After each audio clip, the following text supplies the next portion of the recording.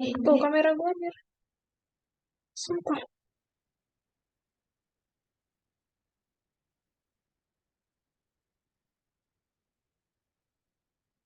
Kamera itu kontrol apa sih? Udah. Udah kok, udah kok. Iya, yuk. Assalamualaikum warahmatullahi wabarakatuh. Mute itu, Ra, mute. Lu di mute.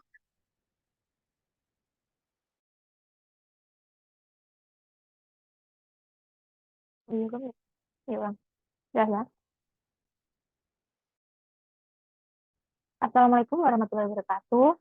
Ini saya Mas Jarwi kita akan menyampaikan materi dakwah dengan konsepsi ketuhanan dalam Islam.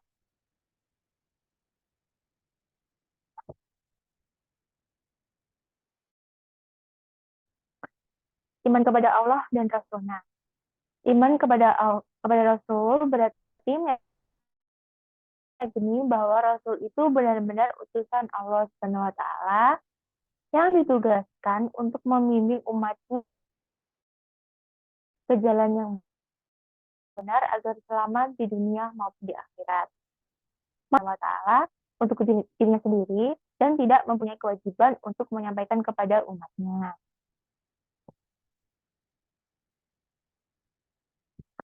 Nah, ada 3 pertanyaan mendasar.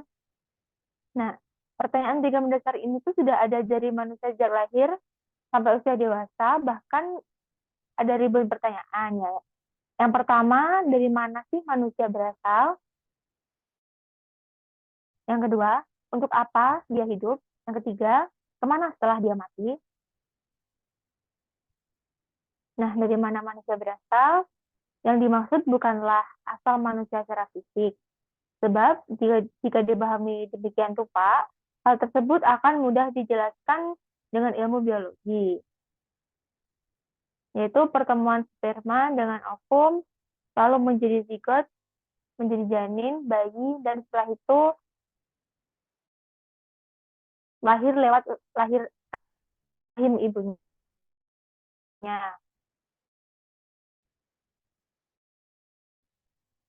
Next. Untuk apa aku harus ada? Apakah aku ada untuk mengejar kebahagiaan sebagaimana ajaran Aristoteles, atau adakah tujuan yang lebih luhur? Yang ketiga, kemana sih aku perginya setelah mati? Apakah hanya begitu saja, ataukah ada hal lain? Dari mana manusia berasal? Akhirnya ada pengakuan dari lubuk hati yang paling dalam tanpa bisa membantah bahwa kehadiran kita di alam dunia ini adalah dengan membawa pengakuan kelemahan diri, yang tak sanggup menolak, yang tak sanggup memberontak, yang tak sanggup memprotes bawaan kita.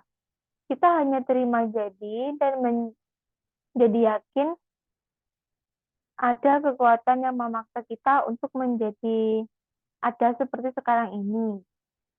Sang pemaksa inilah yang berkehendak kita menjadi ada dan membuat kita menjadi ada. Dengan kata lain, dialah yang mengadakan kita. Dialah yang menciptakan kita dan sang pencipta. Jadi kita pun mengakui bahwa asal kita adalah dari sang pencipta itu karena dialah yang berkehendak membuat kita ada dan menciptakan kita untuk hidup di alam dunia ini. Hakikat keberadaan kita bisa menjadi salah satu ayat yang dimaksud Allah dalam Al-Quran, yang artinya juga pada dirimu itu, maka apakah kamu tidak perhatikan? Nah, selanjutnya, untuk apa manusia hidup dan kemana setelah dia mati? Nah, manusia itu membutuhkan nabi dan rasul. Semua pertanyaan lanjutan yang bersifat cabang tadi itu mustahil bisa terjawab jika hanya mengandalkan kemampuan otak manusia belaka. Demikian pula mustahil bisa terjawab jika hanya dengan mengandalkan metode eksperimen. Belum pernah ada dalam sejarah, filosofi, atau ilmuwan yang sanggup memberikan jawaban yang memuaskan, menenteramkan jiwa, dan sesuai dengan fitrah manusia terkait pertanyaan tadi. Dirinya untuk menemukan jawaban pertanyaan tersebut, dan dari sinilah Nabi dan Rasul yang akan mengajari manusia memecahkan persoalan sebesar dan paling mendasar dalam hidupnya. Nabi dan Rasul adalah berita resmi dari Sang Pencipta, yaitu Allah. Berita resmi Allah yang membuat manusia menjadi ada. Mereka diberi tugas Allah mengajari manusia apa yang tidak mengajari manusia bagaimana menjadi jalani hidup dengan cara yang benar.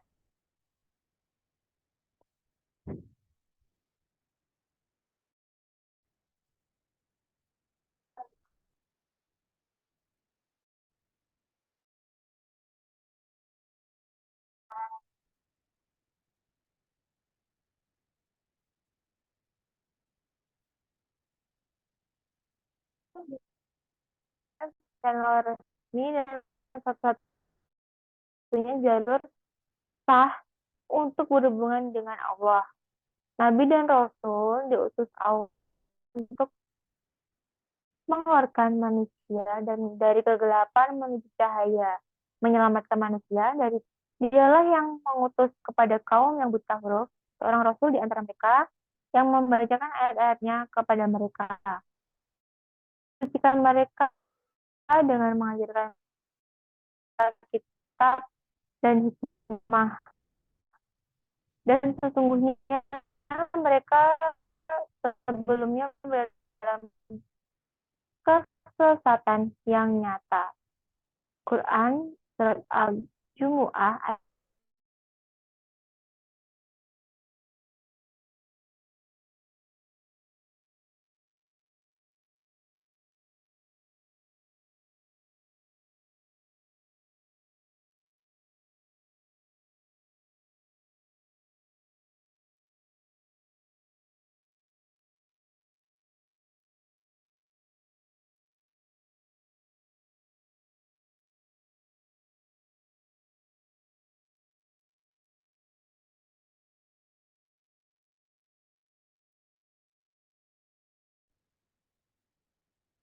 diajarnya Buddha Sirat Mustaqim atau jalan, yakni metode menjalani hidup berdasarkan panduan, petunjuk dan bimbingan para nabi dan rasul.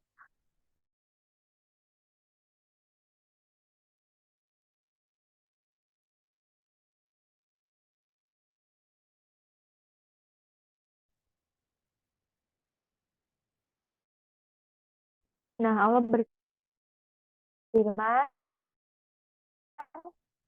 yang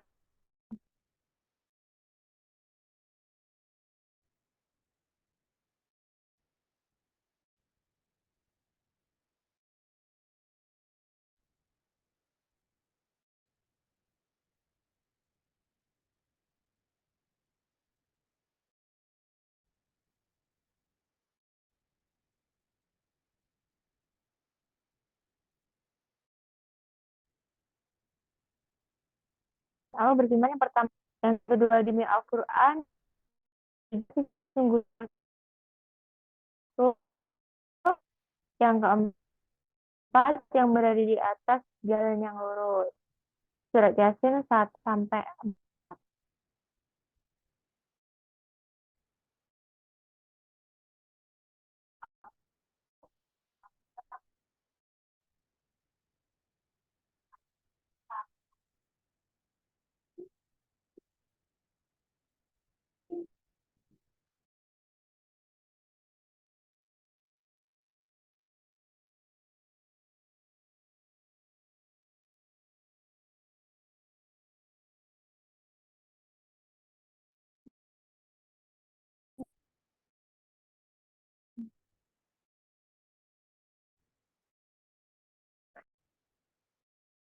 Nah, adalah tidak dimampukan salah satu orang lain dengan bengkok fisik.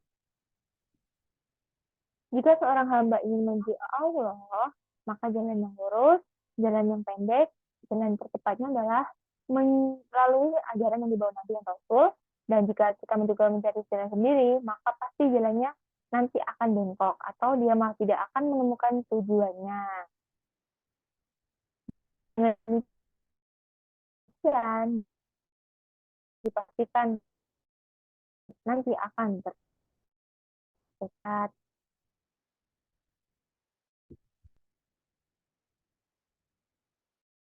Nah, di zaman sekarang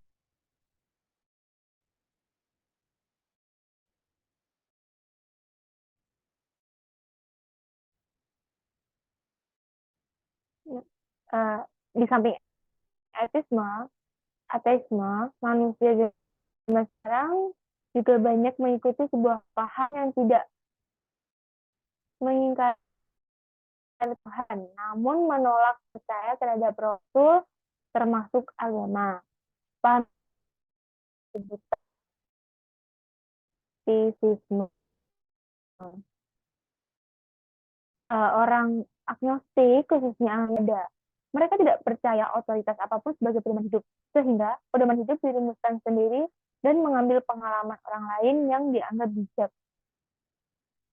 Ide tentang dosa dianggap tidak berguna. Kalau ada orang yang berbuat tidak baik, memang perlu dihukum. Tetapi konsep dianggap bukan wahyu ilahi, tapi hanya legenda sejarah awal. Ajaran mulai dianggap tidak baik, misalnya informasi bahwa Samuel menyuruh Saul membunuh laki-laki, wanita, dan anak-anak lawan, bahkan sampai semua biri-biri dan ternak sapinya. Namun demikian, Saul tetap membiarkan biri-biri dan ternak sapi hidup, dan untuk hal ini umat Kristiani disuruh mengutuknya. Mukjizat yang diceritakan dalam agama dianggap hanya legenda. Tidak ada bukti ilmiah yang menunjukkannya. Sebagian orang agnostik percaya Tuhan, tetapi menolak agama sebagai instrumen yang mengikat hubungan manusia dengan Tuhan. Karena bagi mereka, agama adalah produk kebudayaan lokal sebagai alat kekuasaan.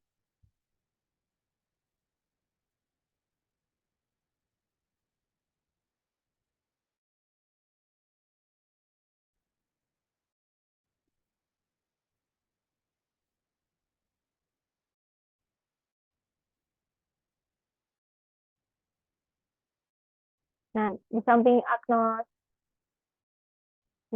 gejala lain yang ditemukan adalah sekulerisme. Telah diketahui bahwa kondisi keberagamaan orang-orang Eropa berakhir dengan sekulerisme. Menilik proses lahirnya, sekulerisme sebagai sebuah ideologi lahir adalah karena orang-orang mengakui Kristen sebagai sebuah gejala sosial, yaitu bahwa masyarakat memang perlu Kristen sebagai instrumen memenuhi kebutuhan spiritual. Bahkan, Kristen adalah ide yang sebagian cukup baik dan bermanfaat untuk mengendalikan moral dan lain-lain. Sebagai bentuk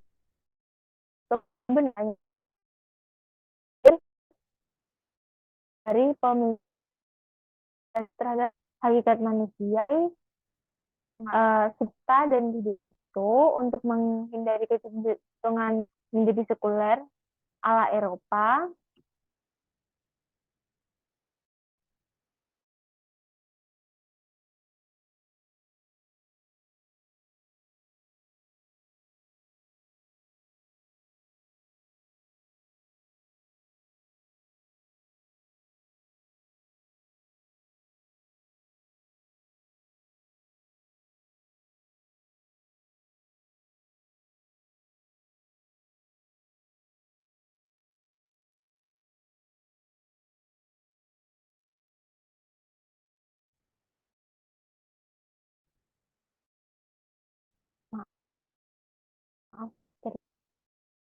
adalah sel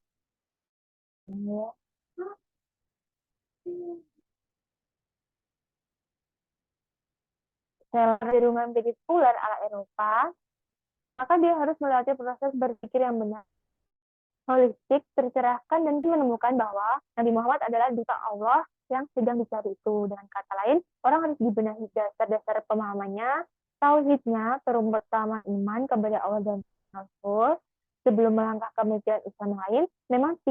Memang titik persimpangan peradaban umat manusia zaman sekarang adalah sikap setelah menemukan Tuhan. Yang kemudian bagaimana menjalani hidup, ada yang akhirnya terjatuh pada agnostisisme, sekularisme, bahkan hedonis.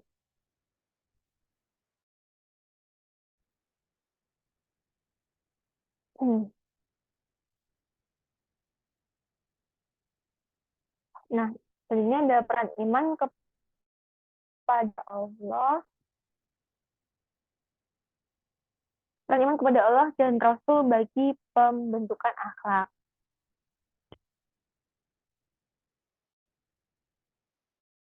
Dengan yang di atas juga dibawa balik kepada Allah dan Rasul, maka manusia bukan hanya bisa diatur dengan akhlak dan karakter yang baik. Nah, perbedaan antara maka hal tersebut itu bisa disaksikan oleh akal maupun wahyu. Misalnya, jujur. Ini tuh bersifat yang baik dalam pandangan akal maupun wahyu.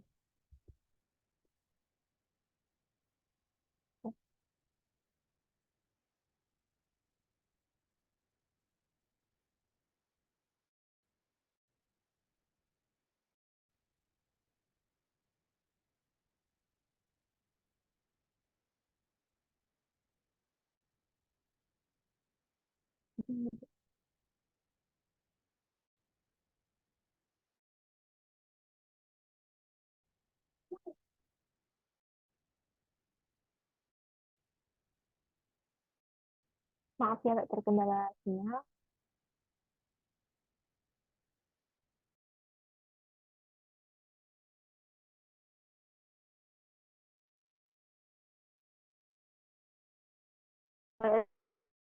Dan di atas bisa dipahamkan bahwa melalui iman kepada akhlak dan kesadaran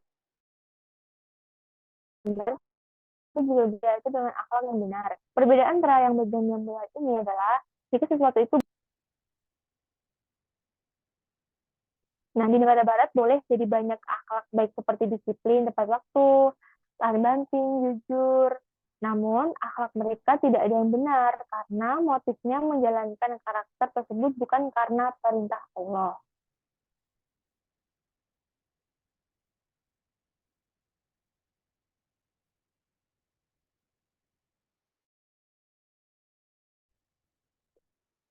Sekiranya itu yang bisa saya sampaikan. Kalau ada kurang lebihnya mohon saya dimaafkan dan juga bisa dibaca nanti PPT-nya saya akan share. Terima kasih yang sudah mendengarkan ceramah saya. Wassalamualaikum warahmatullahi wabarakatuh. Warahmatullahi wabarakatuh.